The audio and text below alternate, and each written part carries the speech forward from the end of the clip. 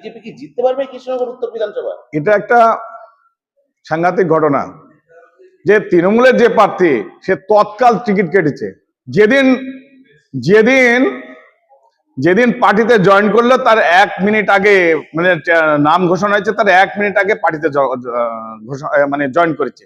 এই যে একটা তৎকালীন টিকিট পাওয়া লোক পার্টিতে এসে টিকিট পেয়েছে, তৃণমূলের কার্যকর্তা কর্মীরা কতটা তাকে নেবে? দীর্ঘদিন থেকে যাদের আশা আছে আজকে তৃণমূলের এখানে আমরা নির্বাচনে লড়বো, কিন্তু তাদের না দিই এই যে এই তৎকালীন যে ক্যান্ডিডেট, এই ক্যান্ডিডেট সাধারণ মানুষ যেমন গ্রহণ করবে না, তৃণমূলের অন্দরেও তাকে নিয়ে বিশাল বিক্ষোভ। এই জন্য ভারতীয় জনতা পার্টি এই সিট নিয়ে 100% আশাবাদী। অতীতেও আমরা জিতেছি, এবারেও আমরা জিতবো।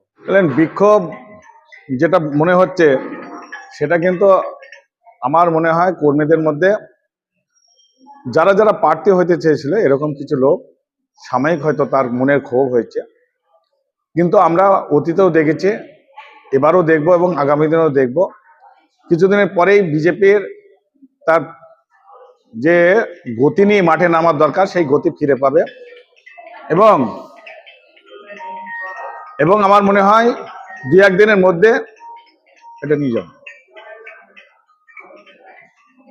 2-1 দিনের মধ্যেই বিজেপি ইতিমধ্যে দেখেন আমাদের যে 6খানা সিটের যে ক্যান্ডিডেট ঘোষণা হয়েছে ফোকাস সিট, সেই ফোকাস সিটগুলি কিন্তু কোনো ঝামেলা বা কোনো নেই। সেখানে প্রার্থীরা পিসফুলি প্রচারে নেমে তুলেছে এবং প্রচারে ঝড় তুলেছে। 73 হাজার হাজার লোক আজকে প্রার্থীর সঙ্গে জুড়ে গিয়েছে। আজকে কালীগঞ্জ, নাকাশিপাড়া, কৃষ্ণনগর দক্ষিণ, আজকে চাপড়াও আজকে আমাদের প্রার্থী কিন্তু প্রচার শুরু করে দিয়েছে। 2-1টা বুথে এরকম ঝামেলা আছে, আমরা ওটা খুব তাড়াতাড়ি মিটিয়ে নেব। পলাশিপাড়াতেও ক্যান্ডিডেট কিন্তু নেমে গেছে। প্রথম দিকে মনে হচ্ছিল যে খুব একটা অসুবিধার মধ্যে হতে হবে, কিন্তু আমার অনেক কর্মী কার্যকর্তা যারা প্রার্থী হতে চাইছে 2-1 জন তারাই কিন্তু ন্যারেটিভ করছে, কিন্তু যখন সাধারণ কর্মীরা বুঝছে যে না এই প্রার্থী হতে পারেনি বলে এই কাজটা করছে, তখন সাধারণ কর্মীরা যে ঘোষিত প্রার্থীর পক্ষে আসছে এবং ঘোষিত প্রার্থীর পক্ষেই তারা প্রচারে নেমেছে। চাপড়া বিধানসভায় যে আপনাদের প্রার্থী সৈকত সরকার সেই এলাকায় গেলেন, ঠিক তার পরপরই এলাকার মানুষ ভূমিপুত্র প্রার্থী হিসেবে চাই এমন দাবি করে বিক্ষোভ দেখিয়েছে। করিমপুরেও একই ঘটনা, প্রত্যেকটা বিধানসভাতেই প্রায় একই। তৃণমূল কংগ্রেস এই সুযোগটাকে কাজে লাগাচ্ছে, কি বলবেন? চাপড়া বিধানসভায় ওখানকার দীর্ঘদিনের আমাদের পরিচিত মুখ হয়েছে সৈকত সরকার। সৈকত সরকার আমাদের জেলার অন্যতম কাণ্ডারি কার্যকর্তা, আমার জেলার জেনারেল সেক্রেটারি। তার পরিচিতি ভারতীয় জনতা পার্টির মধ্যে একদম সবাই জানে, তাকে সবাই চেনে ওই এলাকার কার্যকর্তা কর্মী। সেই জন্যই প্রথমেই বললাম 2-1 জন যে ক্যান্ডিডেট, যারা ক্যান্ডিডেট হতে পারেনি তারা ন্যারেটিভ করার চিন্তা ভাবনা করছে, কিন্তু আমরা ওখানে বসেছি এবং কর্মীদের মধ্যে যে ভুল বোঝানো হয়েছিল সেটাকে আমরা সংশোধন করি এবং লড়াইয়ের ময়দানে আমরা নামিয়ে দিতে সক্ষম হয়েছি। কৃষ্ণনগর উত্তর বিধানসভা, যেটা বিজেপির একদম পকেটের বিধানসভা, যেখানে কলা গাছ দাঁড়ালে পরেও জিতে যাওয়ার সম্ভাবনা বিজেপি, সেই বিধানসভা কেন্দ্রে এখনো বিজেপি প্রার্থী দিতে পারেনি। তৃণমূল এইটাকে ইস্যু করে হাতিয়ার করে প্রচারে নেমেছে, কি বলবেন?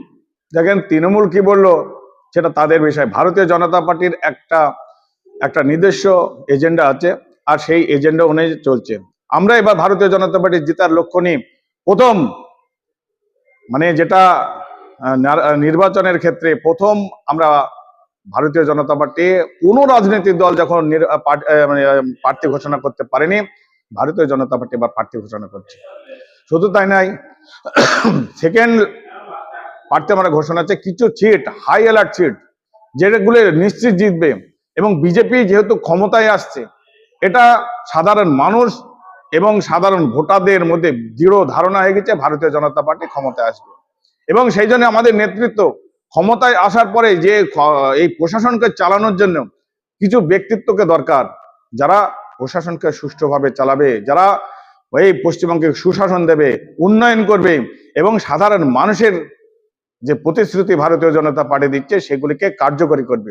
আজকে সেই জন্যই কিছু কিছু ব্যক্তিত্বকে আজকে সেই সব সিটে প্রার্থী করার জন্য আমরা কাকে কোথায় দিলে আমাদের সবচেয়ে ভালো হবে সেই রকম চিন্তা ভাবনা চলছে বলেই আজকে আমাদের এই সিটগুলি আমাদের একটু দেরি হচ্ছে। তবে এই সিটগুলো আমরা জেতা সিট, আমরা আজ থেকে যেদিন নমিনেশন হবে সেই দিনও আমরা প্রার্থী ঘোষণা করি, সেই দিনে যদি